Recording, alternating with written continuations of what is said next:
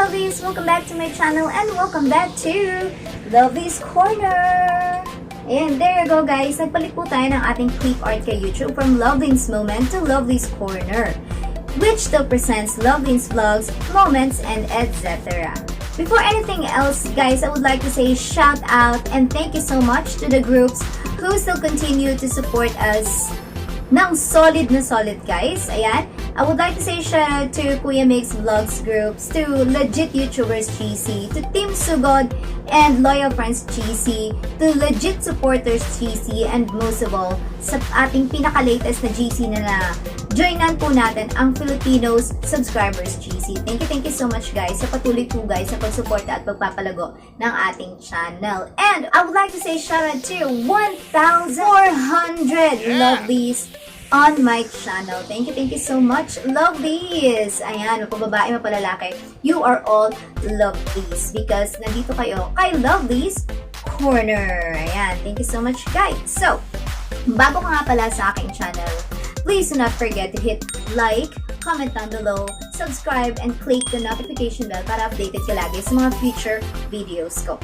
For this video, I would like to share with you guys the basic vlogging setup that we use in creating our YouTube videos or YouTube vlogs. Ayan. Kung beginner ka pa lang sa YouTube, kung nagpaplano ka pa lang na gumawa ng channel, kung nagpaplano ka pa lang na gumawa ng video, ayan, panoorin mo po ito.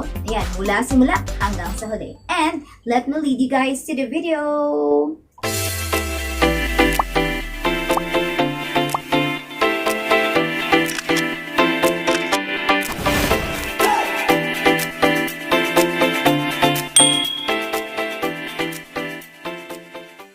So there you go lovelies, nakita mo sa video introduction natin ang mga basic equipment for vlogging setup that you can use as a beginner here on YouTube. So that was a very quick preview. So meron po tayo dyan cellphone camera, ayan, microphone, selfie stick, and of course meron din tayong tripod. So first and foremost, you cannot start your vlog without having this. Our phone. Ayan, cellphone lang guys, pwede ka nang mag-umpisa ng iyong YouTube vlog. Ayan, kahit hindi siya YouTube vlog, kahit yung mga basic videos na ginagawa natin for our school projects, school assignments, ayan, pwede guys. For as long as you have the application installed on your phone for video editing application. Ayan, so, we have our cell phone. And of course, we have our, oops, bukas na siya. So we have our selfie stick. Ayan, yung selfie stick natin dito ay isa siyang Huawei na selfie stick. Nabili natin to siya sa halagang 800 pesos kasi parang ano na siya eh, second hand na siya. Ayan, so binenta siya sa atin for the price of 800 pesos. Ayan. By the way, for this selfie stick, this is already all-in-one na guys. Ayan. This selfie stick already has, ayan, the LED light. Ito naman for the camera. Mamaya ilalapit natin dyan. And, ayan. So, pwede siyang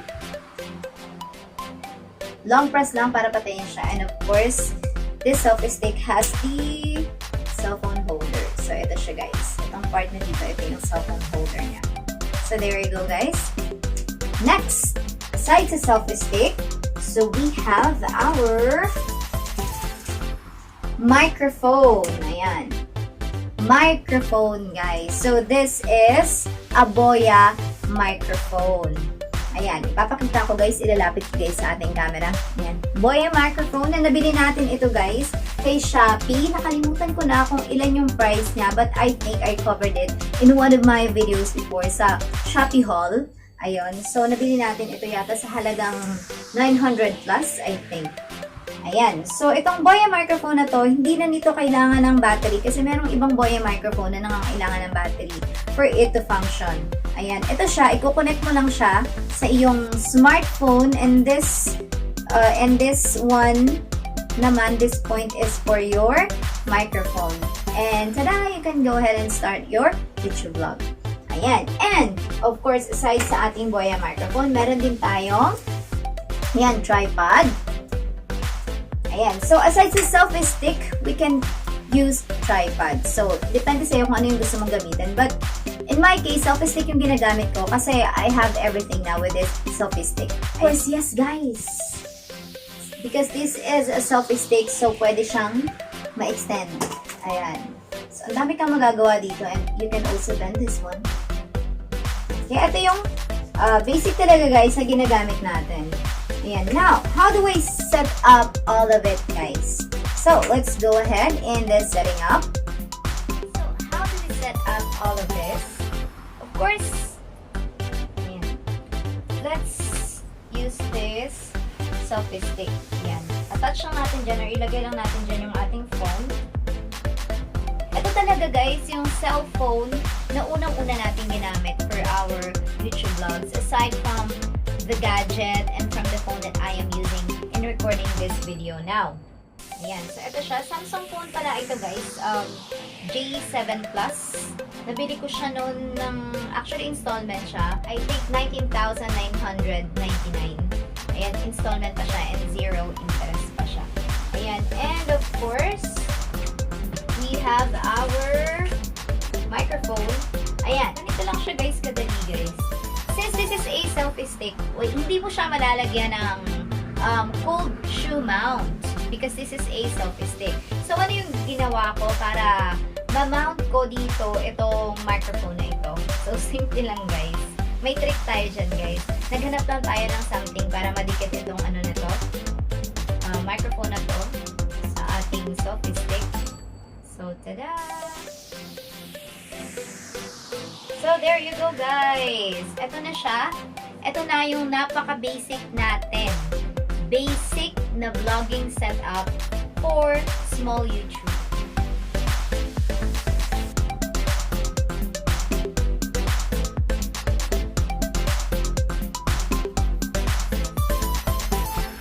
So there you have it guys, yung basic na vlogging setup natin if you are a small YouTuber. So ito lang siya guys. Ito lang talaga siya guys. Now, kung gusto mong, kung wala ka namang microphone dahil wala kang budget for a microphone, well, you can only use your tripod and your cellphone alone.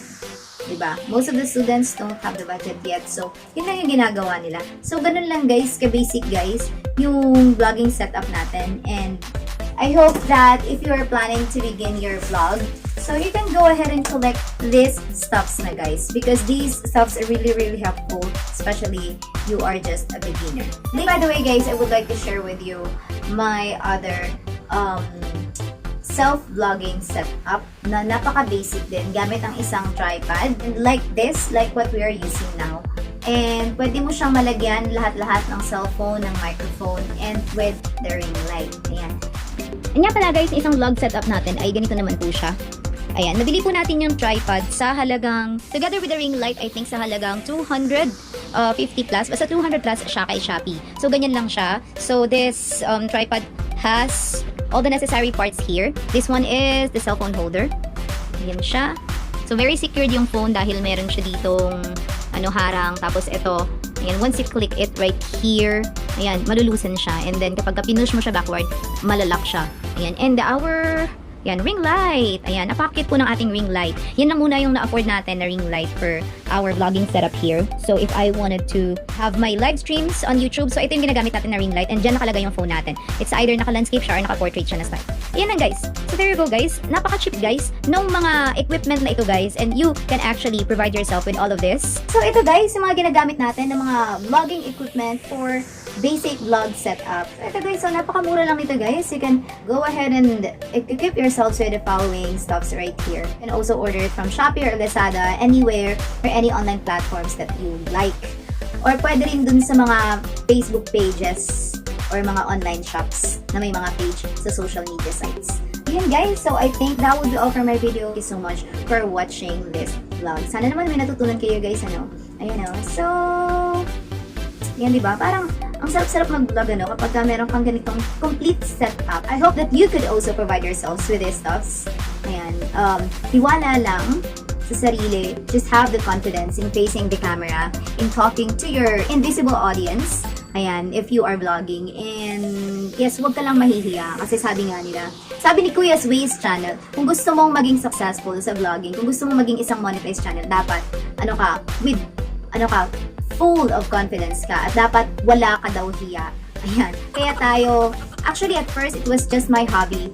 And then later on, kinakareer ko na siya. Hindi pa tayo monetized channel, but we're looking forward to be one of the monetized channels here on YouTube. Ayan guys, so there you go guys. Thank you so much for watching this vlog. Goodbye lovelies. Thank you so much. Once again, please do not forget to like, comment down below if you have any suggestions or if you have anything to add or to comment about my video. Ayan. Also, subscribe and hit the notification bell para updated kayo lagi sa mga future videos ko. Thank you so much po. Goodbye!